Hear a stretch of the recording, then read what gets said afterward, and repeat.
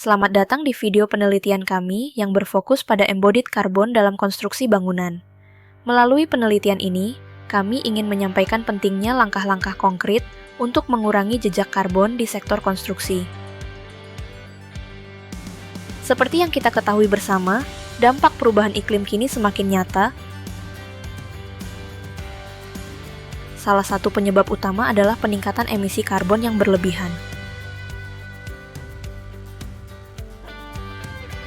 Sektor bangunan dan konstruksi berkontribusi hampir 40% dari total emisi karbon secara global.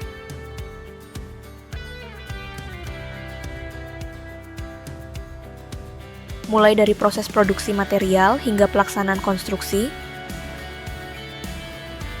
setiap tahapan dalam siklus hidup bangunan menghasilkan emisi yang signifikan.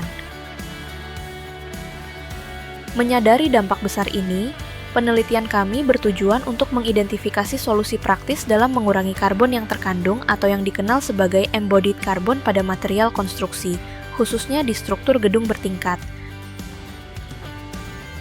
Dalam penelitian ini, kami menggunakan standar internasional untuk menganalisa siklus hidup material konstruksi. Analisa ini mencakup seluruh tahapan, mulai dari ekstraksi bahan mentah, proses produksi, transportasi, hingga pelaksanaan konstruksi di lapangan. Sebagai langkah awal, kami memfokuskan penelitian pada dua elemen utama dalam struktur gedung bertingkat, yaitu balok dan plat lantai. Kedua elemen ini dipilih karena memberikan kontribusi yang cukup signifikan terhadap total embodied carbon dalam bangunan. Untuk plat lantai, hasil penelitian kami menunjukkan bahwa plat yang lebih tipis menghasilkan embodied carbon dan biaya yang lebih rendah. Namun, ada hal penting yang perlu diperhatikan. Pilihan ketebalan plat harus tetap mempertimbangkan kebutuhan struktural proyek agar tidak mengorbankan keamanan dan fungsi bangunan. Selain itu, mutu beton juga menjadi faktor yang signifikan. Penggunaan beton mutu tinggi memang menawarkan kekuatan lebih baik, tetapi di sisi lain, kandungan semen yang tinggi dalam beton ini justru meningkatkan emisi karbon dan biaya produksi. Selanjutnya, kami juga melakukan analisa pada struktur balok, membandingkan antara balok beton dan balok baja. Hasilnya cukup menarik. Untuk bentang pendek, embodied karbon dari balok beton dan baja relatif sama.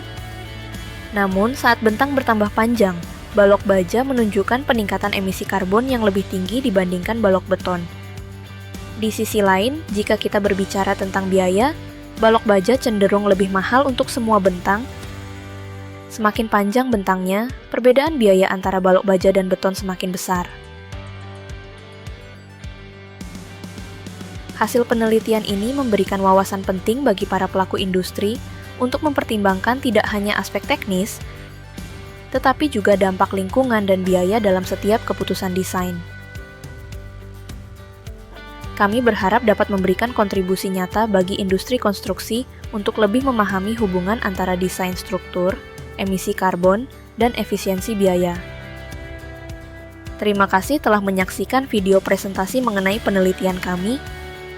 Melalui inovasi ini, kami berharap dapat memberikan solusi praktis bagi para pelaku industri konstruksi untuk lebih memahami dan menekan emisi karbon. Kami juga ingin mengucapkan terima kasih kepada seluruh pihak yang telah mendukung penelitian ini, terutama kepada DRTPM Kementerian Pendidikan dan Kebudayaan. Kami berharap inovasi ini dapat terus berkembang dan menjadi bagian integral dari praktik konstruksi yang lebih bertanggung jawab di masa depan.